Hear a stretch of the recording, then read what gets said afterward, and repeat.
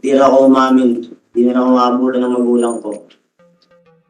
Pag hindi ka umamin, hindi ka maabutan ng magulang mo. Sabi ni Sergeant Maliban. Opo, sa ano, nandun pa po ako sa amin. Sa may ilog pa po. Nakaposas pa po ako. Yung sa tingin mo, tumalon si Jimboy sa tubig dahil natakot siya o nahulog siya dahil tinamaan siya ng bala? Paano nangyari? Tinamaan ng bale. Ikaw, bakit hindi ka tumalon? Di po kasi ako lumangoy. Hindi ka marunong lumangoy. Apo. So anong ginawa mo noon? Sumisigaw ako na po ako. Habang sumusuko pa po Ano? ako. Sumusuko na po sumisigaw na po ako. Habang sumisigaw ako, pinuputukan pa rin ako. Mabuti hindi ka tinamaan. Mga. So klaruhin natin ha, para ma-record lang namin dito, si Jimboy hindi tumalon, kundi nalaglag siya dahil tinamaan ng bala. Yan ba nakita mo? Kasi magkatabi mo kayo doon. Sobrang kaba niya po. Maahon po sa taas ng bangka sa busga. Tapos po Sandali lang, ano ba yung sinasabi mo palaging butas? Ano yung butas?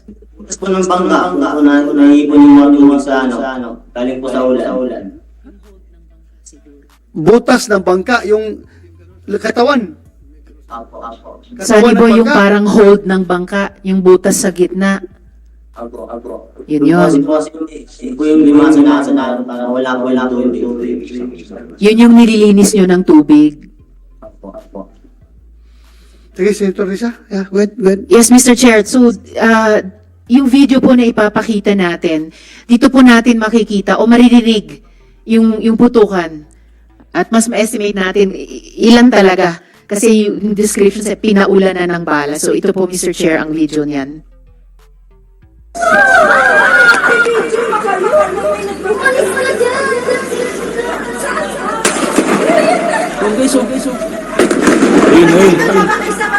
Baba kayo sa baba. Sige. Baka magkakailang. So, ayun, nag-uulit lang, Mr. Chair. So, ito po ay video recording, dinig po yung putukan. Sunny Boy, tama ba na nakatutok ang halos 20 pulis sa inyo ni Jemboy nung oras na ito? Opo. Lahat po sila nakapo sa amin. Tapos yes, Sunny Boy. Ano sinasabi mo? Doon po sila nakapo lahat sa amin. Okay, tapos nung nahulog or natamaan at nahulog si Jemboy mula sa bangka, patuloy pa ba siyang pinagbabaril nung oras na yon? Opo. Nung nahulog siya sa tubig, mas dumami ba at mas lumakas ba ang pagbabaril na narinig mo at nakita mo? Ako narinig ko po. Dami po siya ni. Malakas po na bala na yan. Nabala narinig ko eh. Malakas yung barila na narinig mo. Opo. Tapos, tama ba na may tama ng bala sa iba pang parte ng bangka? Dahil kayo nga ay una tinutukan tapos pinagpuputakan ng mga pulis? Tama po yung sa tolda. Sa tolda po ng bangka. Sa tolda ng bangka may tama ng bala. Opo. Saan pang parte ng bangka may tumama ang pagbabaril? Saan yung iba eh. Saan, Sunny Boy? Hindi ko na po alam kung saan po tumama yung iba. Pero nakita ko po sa tolda po. Kasi yung pag-ahon ko po, nakita ko rin po. May butas yung mali. Tolda. So pag-ahon mo dun sa butas ng bangka, nakita mo may tama ng baril sa tolda. Opo. At kanina may nabanggit ka rin, gusto kong i-confirm, nung hinila na nung pulis yung bangka ninyo, sinabi pa ba sa'yo na lumabas ka na at hindi ka na babarilin yan? Opo. Sinabi po nila sa akin. May tanong din yung aking kasama rito. Ilan, sa paningin mo, ilang mga pulis ang nandyan? Kasi kanina tinanong ko, mga 20. Ganun, ano ba ang bilang mo sa mga pulis na nakatutok nung una sa inyo tapos bumaril sa inyo ni Jemboy? 20 police po, tapos 2 pong nakaswat. So 20 pulis at 2 nakaswat. So mga sa alaala mo ng iyong mga mata, mga 22. Ngayon, Sunny Boy, pagkatapos ng nangyaring iyan sa inyo ni Jemboy, nung dinala ka naman sa police station, Sunny Boy, totoo bang sinaktan ka nila habang kinukuhanan ng statement? Opo, bawat po yung kasi may pinahita po sila sa akin mga nangungulit at po kung bilan ako to. Hindi ko po kanila, ayun po bawat sa sa Sunny Boy, excuse me ha, Senator Risa. Yes, Mr. Chair. Pwede mo po, Sunny Boy, ilapit yung microphone sa bibig mo, tapos dandahan ka magsalita para marinig namin dito. Kwan, pakidandahan lang para maintindihan namin dito. So, sige, pwede mag-sige pa ulit, Mr. Chair, Sen. Risa, kasi Yes, Sen. Sen. Risa yung pagdating sa presinto. Yes. Yung tanong ko bago siya dinala sa presinto, Sunny Boy, kasi nagbigay ng sworn statement itong si Police Captain Mark Joseph Carpio. Tingnan mo kung tumutugma doon sa pagkakaalam mo kasi nandoon ka, na pagdating nila sa lugar, may 10 metro ang layo mula sa kinatatuyan at agad daw kayong pinakiusapan na kung maari ay lumapit at sumuko na. Totoo ba yon? po. Totoo ba na kinausap kayo ni Captain Carpio at sinabihan na, nilapitan kayo at sinabihan na sumuko na? Hindi po, kasi 5 metro po yung layo ng bangka eh. Wala siyang sinabing gano'n na sumuko na. Kaya po. At sinabi niya sa halip na sumuko raw kayo, ay biglang tumalon si Jimboy. Hindi gano'n nangyari. Hindi po. Kaya po niya sinabing gano'n. Okay. Yun lang. Thank you. Thank you. Salamat, Mr. Chair. I would like to Yes, acknowledge Mr. the Chair. presence of Senator Robin Hood Padilla. Thank you, Your Honor. Continue, Senator Risa. Salamat, Mr. Chair. So, Sunny Boy, pagkatapos ng mga pangyayaring yan, dun sa bangka, dun sa tubig, ulitin ko lang yung tanong kanina, totoo ba na sinaktan ka ng pulis habang kinukuhanan ka ng statement nung idinila kanila sa stasyon? Pinuntok po nila sa mga tagiliran ko po. Inano ka sa tagiliran? Puntok po. Sinuntok ka sa tagiliran? Ilang beses ka sinuntok? Yung beses lang po, pero malalakas po. Ilan? Yung beses lang po, pero malalakas po yung suntok nila. 3 beses kang sinuntok ng malakas sa tagiliran. Yun. Nandito ba yung taong ito na gumawa nito sa iyo?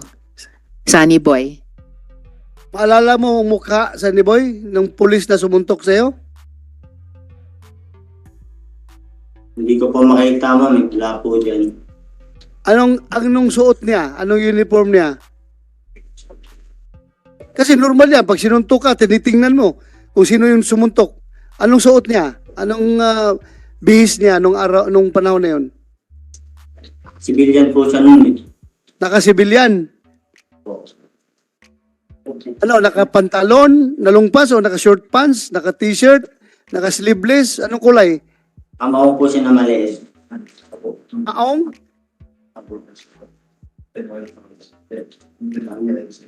Ha? Nakatokong po siya nun, sabay naka-jacket po. Maong tapos naka-jacket. Mr. Chair, pakitanong lang kung paano niya nasabi na pulis yun. Kaya nga, paano mo nasabi na pulis yun, Sunny Boy? Sahid po yun. Ha? Sahid po. Ano yun, Sunny Boy? Mga sahid po. Yung mga nakasibilyan lang po. Said. O, so pulis yun. Tingin mo, pulis talaga yun. Opo. So, isa lang siya nanuntok sa'yo o marami sila? Siya lang po. Kasi siya lang po nagpapalita sa akin ng mga larawan ng mga nanguhold kasi po. Isa lang. Mr. Chair, Sige. Sunny Boy, bakit hindi mo na kita yung mukha niya? Nakikita ko po kaso po hindi ko po siya kilala masyado sa pangalan. Pero sa mukha po kilala po. Okay, Actually, Mr. Chair, sige, pwede ba nating ipakita kay Sunny Boy? Opo, Itong mga anim. police. Madali naman niya malaman eh. Kasi at that time, kung sino ang nakalagin na pumasok sa istasyon na yon, May login doon na record. they're supposed to. Yung, Kung sino naka-duty, nandiyo naman sa record nila, kung sino naka-duty ng mga operatiba at that very moment, doon sa istasyon na yon. sabi niya, Said daw eh. Ang Said naman eh, 24/7 yan, on and off, nandun lang yan sila sa stasyon eh. So walang recording yan doon. Sino taga-Said sa inyo? Station Anti-Illegal Drugs Unit, Said. Kasi klaro, sabi niya, Said daw, di ba? Said. Sino mga Said mo doon? But anyway, sige lang, baka, sino nakasibilyan sa inyong anim? Ang panahon na yun? Sino nakasibilyan? Sino? Asang kamay? Maliban at saka Bugayong. Sumama ba kayo doon sa istasyon? Nagdala kay Jimboy? Kasi maliban din daw po, bilantahan din po ako niyan eh. Ano? Ano tungkol kay Sergeant Maliban, Sunny Boy? Hindi po ako maliban na hindi na ako umamin. Hindi na ako mabulan ng magulang ko. Pag hindi ka umamin, hindi ka maabutan ng magulang mo. Sabi ni Sergeant Maliban, Opo, nandun pa po ako sa amin. Kasi sa may ilog pa po. Nakaposas pa po ako. hindi masyado. Mr. Chair, Sunny Boy, ano ang pinapaamin sa iyo ni Sergeant Maliban?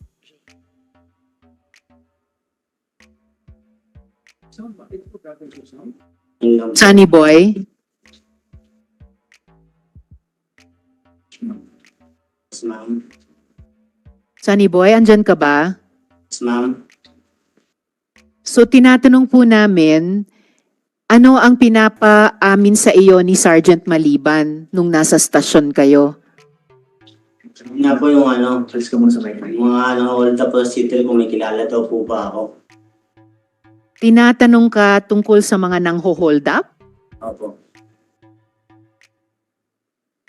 Mr. Chair, kung pwedeng ipakita kay Sunny Boy sa ating camera yung 2 sa 6 na naka-civilian ngayon, at least kung ma-identify or ma-rule out kung sila yung sumuntok sa kanyang tagiliran.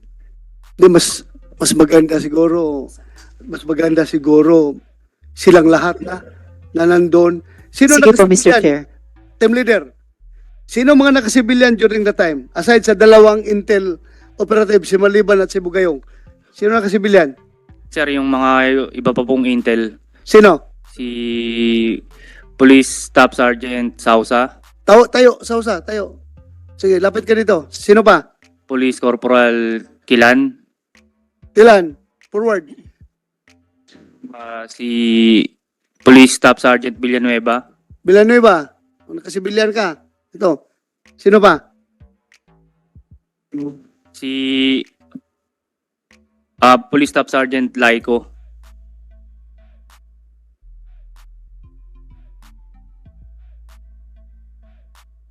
intel sila. Sino pa? Yan na po lahat. Yung nakasibilyan yan during the time. Yes po. So tayo kayong dalawa. Tayo. Mag-police line tayo dito. Ay, parang police line. Talaga, literal na police line ito. Kasi police ang nakalinya. I don't want to do this, ha? Hoy, makinig kayo. I don't want to do this.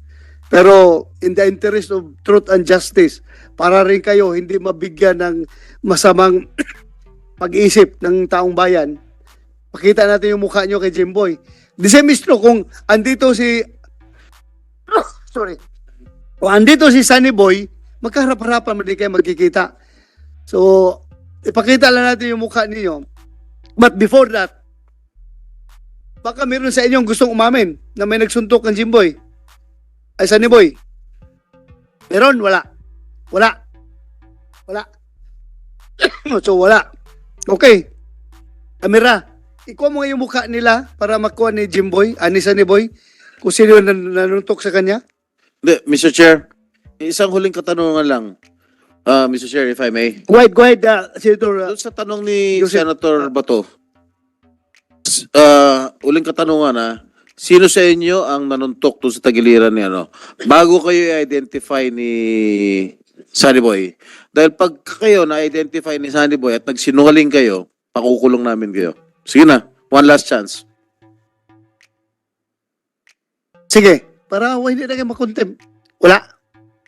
Wala talaga. Magsalita, ikaw rin sumagot ka. Ikaw. Oh, so, yung iba sumagot, ikaw ayaw. Baka mamaya, ikaw ang nanuntok. So, wala. Okay, sige, Sunny Boy, tingnan mo nga itong mga mukha nila kung saan dito yung nanuntok sa'yo. Pa-close up kung pwede. Ha? Close up isa-isa. Parang beauty contest.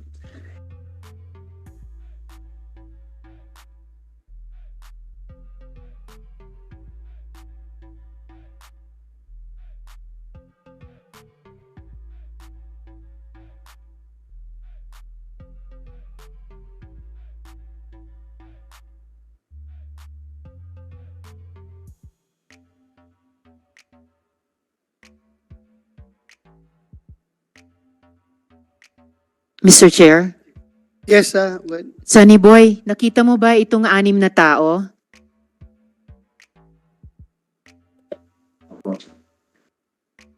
Meron ba sa kanila yung taong sumuntok sa'yo nung araw na yon sa tagiliran mo? Wala po dyan, ma'am. Wala. Wala po. Sige, thank you, thank you. You may sit down. At least, sasabi kayo na totoo. Na hindi kayo. Maliit po yun eh. I commend you for being very brave to stand up and to be cleared. Masama man sa kalooban ko para tayong gumawa ng police line dito. Pero tulong na rin ito sa inyo para mapasinungalingan kung merong kuwan sa inyo, magbintang. Mr. Chair. Thank you. Yes, go ahead, Senator. Mr. Chair, may sinasabi po si Sunny Boy na maliit daw yung taong sumuntok sa kanya. Maliit. Maliit Sinong lang po maliit sa siya, inyo? may bigote po siya eh. May Maliit bigote. at may bigote. May pulis ka ba na may bigote? What? Wag, Kilala po ni May Captain bigote sa Carpio. estasyon nyo? Ha? Kilala po ni Captain Carpio. Dinala ni Captain Carpio yung maliit na may bigote na nagsuntok sa'yo. Kinausap Maliit nila ako na may ng kalaw. bigote. Baka may acid ka, Carpio. Dinala Sir- daw. No sir, wala pong may bigoting pulis sa amin. Hey, acid. Wala rin po akong asset sir. Kinausap niyo akong dalawa sa taas. Ano yun, Sunny Boy? Kinausap niyo akong dalawa sa taas. Yun yung umano sa akin. Kinausap ni Captain Carpio. O, yung kasama niya po. Yung isa. Yung Ilan isa yun? na sumuntok sa'yo. Opo, siya po yung umano sa akin. Laruin mo. Kilala niya. Kilala mo. Kinausap mo man daw yung nanuntok sa kanya. Maliit na bigote. So sigurado ako hindi yung pulis. Kaya wala bang kayong pulis na may bigote, di ba? Yes sir, wala po kami Walang may pulis na bigote. So asset yun, baka asset.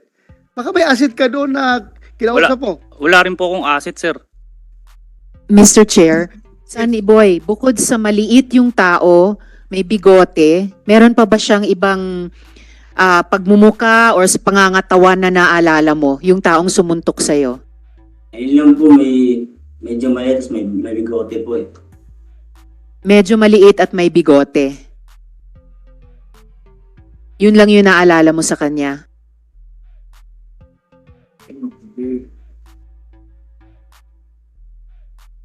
Sunny Boy, O, yun lang ba yung maalala mo sa taong sumuntok sa'yo na maliit siya at may bigote? opo. May baril po. At may barel? Opo. Anong klaseng barel ang dala niya? Hindi ko po nakakita kasi nakaano po yun eh. Nakatayo po ng damit niya eh.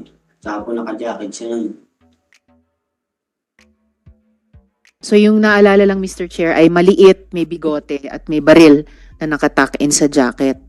Siguro, Mr. Chair, baka kailangan muna magpahinga ni Sunny Boy because this Yeah. is the first time na isa lang siya at siguro sa pagkakabigla, kaya kung minsan medyo nahirapan siya sumagot sa mga ating mga katanungan, plus maybe na-intimidate siya dahil nandito tayo mga senador at maraming mga pulis.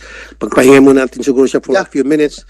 I agree. Dalawang tanong na lang po, Mr. Chair, kung maaari kay Sunny Tatanong Boy. pa sana ako sa, okay, pero thank you, Risa. Senator Risa, may tatanong ka pa kay... Dalawa na lang po kay Sunny Boy sa puntong ito, Mr. Chair. Patapusin natin. Sorry, Sen. Risa. Yeah, Risa. kasi parang nakita ko, parang kinakabahan. Kaya nga eh. Pero sige po, sige po. Dalawa na lang. Dalawa sa ngayon, Mr. Chair. Okay, okay. Salamat kaayo. Sige. It's all right po, Sen. Rafi. Sunny